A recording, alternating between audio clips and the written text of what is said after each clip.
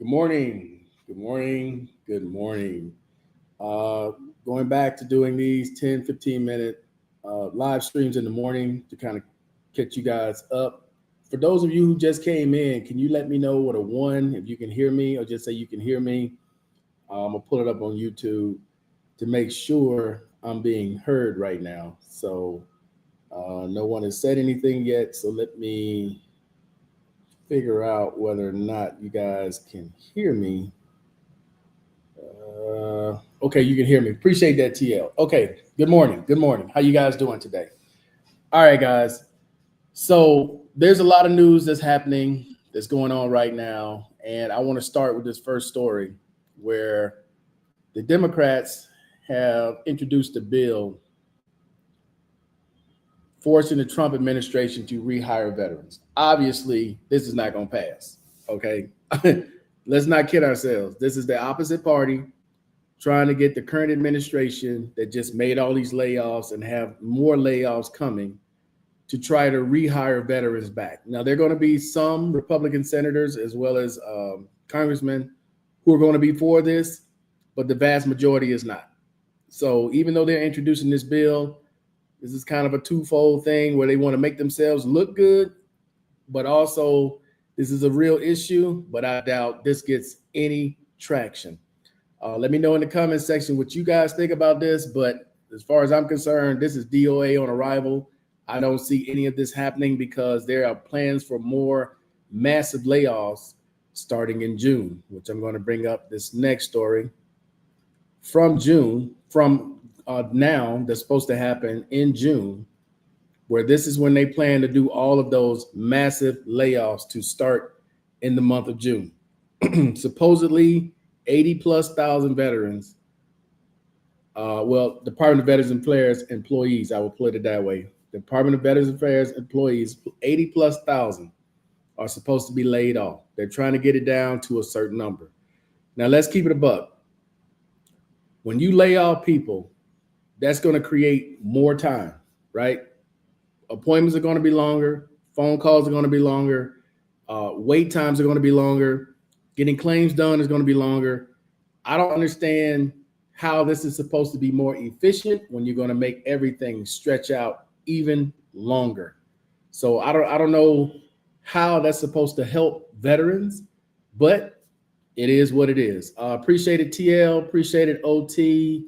Appreciate it, Art of Healing. What else we got here? Appreciate it. Agree. VA is so understaffed. Yes, they're totally understaffed already. Totally understaffed. And I just don't get it. But again, this is change. This is what people voted for. You know, I'm going to respect people's opinion and what they voted for and just kind of wait and see what happens with all of this because it's a lot. It's a lot, guys. Since he's come into office, it's been a lot. There are people out there who are totally worried. I get comments all the time worried about, have you heard anything about they're going to take my benefits away? Do you know anything about Social Security? Are they going to make cuts to Social Security? It just seems to be creating a lot of anxiety out there for a lot of people. And I don't have answers. No one has answers because no one knows what's going to happen next. It's kind of a wait and see type of thing that's going on right now, you know, and it's frustrating for a lot of people. But there's two other things that I want to talk about real quick before I get off here. All right. The first one is I had someone leave a comment where I talked about Social Security, clawback, and they were like, well, how the hell do you save money when you're on SSDI? The same way you do it when it's something that you really want, you sacrifice. You give up something that you normally would do in order to save to get what you really want.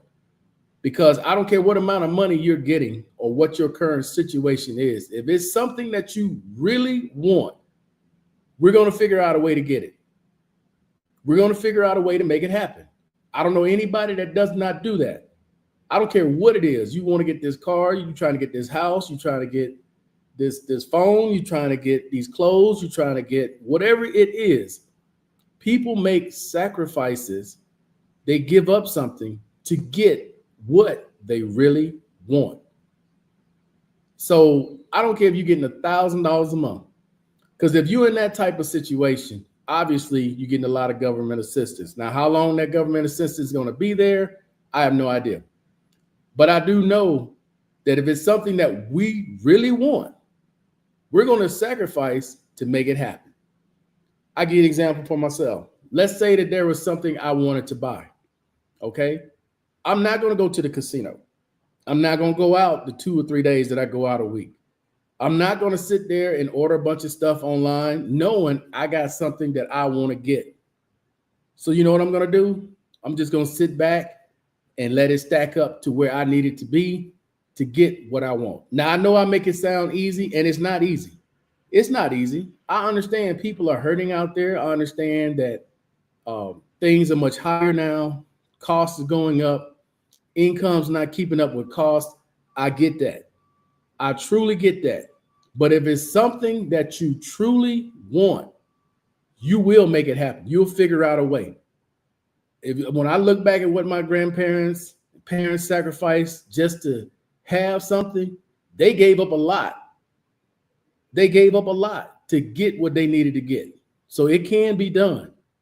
Mind over matter. It can be done. Not saying it's easy, but it can be done. Let's see. I live in Miami. VA Medical Center here and outpatient clinics are always understaffed. I have no idea why this is a good idea. The only thing I can do is not think about it. Yeah. I mean, you want to be informed. I would hope you want to be informed of anything that may be coming down the road. But I can understand the frustration that a lot of veterans have right now because you're hearing things. If you're on social media, there's all types of things out there flying right now on social media. There are some people who are creating, I hate to say it, but anxiety among veterans by just throwing scenarios out there that could potentially happen, but no evidence that it's really going to happen. And to give you an example of what I mean, there's a newspaper that's called The Independent, right? And they do a lot of, I won't say a lot, but they do a lot of speculating about things that could possibly happen, right? So this is the paper, The Independent. Here's the title, right? It talks about federal cuts. And then it shows what potentially, not that it's going to happen, potentially could happen with number 5. This is the most interesting one. Looming cuts, right? Now it talks about what the Republicans would like to get rid of entitlements and what could potentially happen. So if you're reading this and you're not fully understanding what's going on, you would think you're going to lose everything by reading this article. That's what I mean by anxiety. You really have to read these carefully and understand that this is something that they say potentially could happen, not that it will happen. All right. But the numbers in here are correct. When you look at the numbers, I bet a lot of you guys didn't know that 10% of veterans rely on Medicare. 40% of that 10% use Medicare exclusively. I think there is a misunderstanding when you watch our channel that some people believe because they see us, which is a small number of people on my YouTube channel who are 100% veterans, they think a lot of veterans are 100%. There's approximately, when going by the numbers from 2023, 17.9 million veterans currently in the United States of America. Obviously, that number has grown since August of 2023. But I'm just going to go by those numbers. Do you guys realize that out of the 17.9 million, only 20% are 100%, whether it's by scheduler or TDIU? 20% of the 17.9 million veterans are 100%. So don't come to the channel being confused thinking that all the veterans, every veteran that comes out is 100%. That is not true. Only 20%. When you look at the rest of the numbers, when you say, okay, how many of those veterans are currently 50% or lower, right? How many are below 50%? There's approximately 30% out of that number I gave, 17.9, that's less than 50%. That means that less that 30% of that 17.9 doesn't have the same access that people who are 70% and above that can go to the VA for anything. Those people, excuse me, that are 50% or above. Those people who are below 50% got to rely on Medicare, Medicaid, health insurance that they may not be able to afford.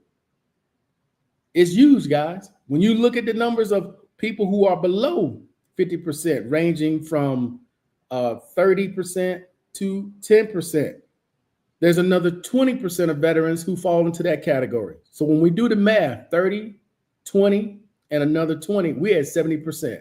That means that there are 30% of veterans between 60 and 90%. You guys understand those numbers? Because when I look at my comment section, a lot of people misunderstand. They're thinking, oh, okay, so all you guys are 100%. Not everybody in the chat is 100%.